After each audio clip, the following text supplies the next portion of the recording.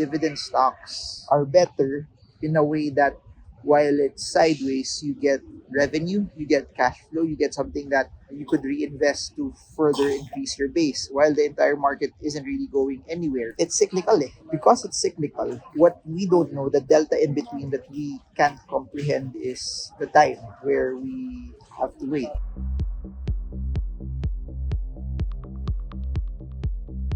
Hey guys, so when we're talking about investing in the Philippine stock market, I've seen the Philippine market move up a couple of times massively from the crash of 2008. We saw it 2009, 10, 11 really push higher. Somewhere around 2013 when the Philippines also got investment rating upgrades, we saw continuous movements up as we saw more foreign institutions come into the country, and then we saw the index hit 7,400. Then it moved sideways for a bit. Then after that, somewhere around early 2018, we saw a very large push to about 8,900. And those were, maybe if you like to quantify it, three large pushes over the past 15 years or so.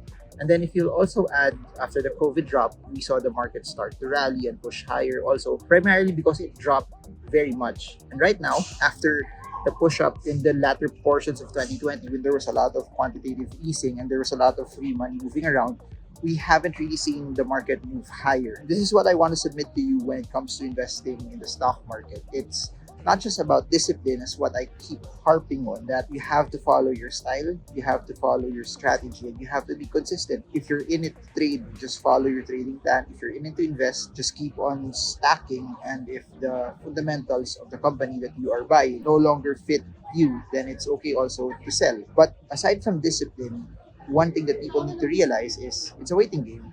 If you compare it to other markets, compared to the US markets, at almost the same time frame, the US markets pushed very high this year, especially technology stocks. If you look at it also for crypto dropped massively. Bitcoin dropped to 16,000 last year, but it hit 30,000 this year. So there were opportunities to see the market rebound. Whereas for the Philippine market, it really hasn't gone anywhere. It really hasn't pushed higher. Pure gold went above 50 plus at some point in 2020. Now it's at 27, 28.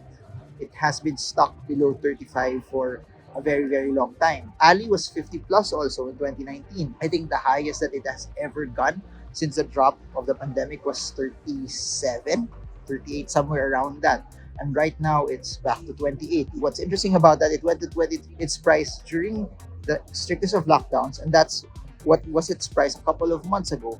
And if you look at it also, Ayala Corporation, it's sub 600. At the end of 2021, it was around 900. If you try to think about it, while other markets have performed better, the Philippines have somehow, it's been a laggard across industries. And I mentioned it also in other videos where, aside from it lagging and aside from it not really going anywhere, other markets have performed better, and it leads to you being impatient on what your plan is supposed to be. I said this also on other videos that dividend stocks are better in a way that while it's sideways, you get revenue, you get cash flow, you get something that you could reinvest to further increase your base while the entire market isn't really going anywhere. And I also mentioned that the best time to stack is when it's down, when it's cheaper, but when it's low. I do understand that there are people who have been investing also for the highs of 2013 when the market hit 7,400, and right now it's been almost a decade already, and then it's below 7,400. What about long-term investors that are investing that way? They are not reaping the benefits of the market. They are not reaping the benefits of earning from their money. They would have made more if they placed their money on a money market account. They would have earned more if they placed their money on bonds or just placed their money in time deposits. They would have done better. It's cyclical eh. Because it's cyclical, what we don't know, the delta in between that we can't comprehend, is the time where we have to wait. Right now, we really haven't seen foreign investors start to come in. And look, I said this also in different videos, that local funds are already almost fully positioned and they can't add as much into it already. And that being said also, we don't know when foreigners will come in. And we also know that rates are still high, which is preventing people also from getting into the market because they could earn more already on a very low risk perspective and get a higher rate of return. And just wait also, as interest rates will drop, whatever they position today will give them a much better premium also, especially if they're investing in bonds, or you could get real treasury bonds that could give you around 6%. And that a lot of people are taking advantage of that. So as long as those things remain high, it may be relatively harder also to see how people will be somehow enticed to go into the Philippine markets, especially people with larger funds, especially for people who want to preserve their wealth, especially for people who just want to get cash flow, just want to keep it and not have the volatility. Because of the problem with the markets right now is, even though it's low, there's fears that people are thinking that it could possibly go lower, and what if it goes lower, then you could have other stocks that could perform better. What I'm saying is this: in spite of that, for people who have longer time horizons, who have the discipline, who also have the patience, and aside from the discipline, the patience, and those who are not scared in spite of the volatility, in spite of everything not fruity, I think there's opportunity. I really do believe that there's opportunity. Think about Ayala Corporation. If Ayala Corp below sub 600, if it goes back to 900, then that would have been a very good upside already.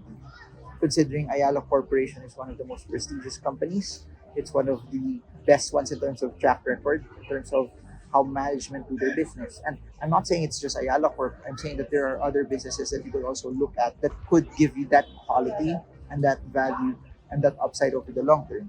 So what I'm saying and what I want to submit to you is, you have to be patient. But aside from being patient right now, you have to spot opportunities in companies that you believe in. And it may sound a bit scary, it may feel a bit scary right now because we aren't in the times where things are exciting. But if you wait for times to be exciting, if you wait for times to get better, then you will be buying stocks at a higher price. What's interesting right now is you could be buying it with a greater chance of risk because there could still be a decline. But as long as you catch it, and as long as you buy quality, and as long as you have a longer holding period, and as long as you don't need the money, I think you would fare better. But if you're the type of person that's retiring already soon, that you need the cash flow, then I'm not saying you don't go for companies that could give you capital appreciation and just focus on dividends. But what I'm saying is a larger chunk of your portfolio should be in companies that give you dividends, that could give you cash flow. But there could be also still a proportion or an allocation on companies that will give you capital appreciation. But you must focus on the ones that are of quality. You must focus on the ones that are good, because it doesn't make sense buying something that's not good, because when funds come in, and foreign institutions come in, they're just gonna buy and they're just gonna come in to the ones that they sold down before, those large cap stocks. And I don't think they're gonna go for the smaller issues or the things that they don't know as much or the things that they have not entered into before. So I think you could look at this as an opportunity in spite of just being scared about what's happening to the markets, why it's not going the way I wanted to go, why am I not earning right now, why is it lagging. I do believe that when times are down, it provides a great opportunity for you to be able to stack and to be able to build a base for the long term. And if you're watching this and if you're in your 30s, opportunities like this will allow you also to position and build the base, and you will reap the benefits of it when the market turns bullish. Will the market turn bullish this 2023 at the end of the year? I don't know. I really don't know.